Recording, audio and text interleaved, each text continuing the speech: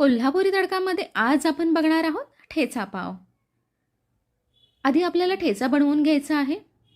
कढईमध्ये हिरवी मिरची, आलं, लसूण, जिरे हे 1 चमचा तेल घालून आपल्याला थोडं परतवून घ्यायचं आहे आणि गॅस बंद करून वरून कोथिंबीर घालायची।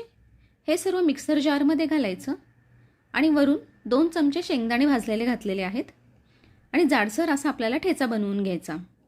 उकडलेले 2 बटाटे घेतलेले आहेत, त्यांना मी किसून घेतलेला आहे।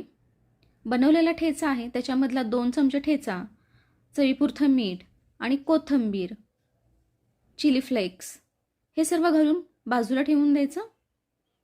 इथे मी बटर घेतलेला आहे 2 चमचे, त्याच्यामध्ये पुन्हा 1 चमचा ठेचा घातलेला आहे।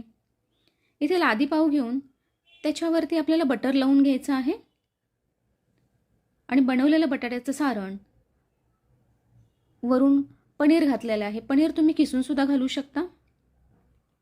चीजचे स्लाइस घातलेले आहेत आणि किसून सुद्धा चीज घातलेलं आहे।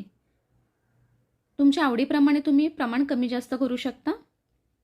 इथे मी तव्याला बटर लावून घेतलेलं आहे आणि पावाला सुद्धा मी बटर लावलेलं आहे। हे दोन्ही साइडने आपल्याला शेकून घ्यायचे आहेत पाव। तर तयार आहे आपला ठेचा पाव। थोडेसे वेगळ्या पद्धतीने दाखवलेलं आहे, तर हे तुम्ही नक्की ट्राय करा।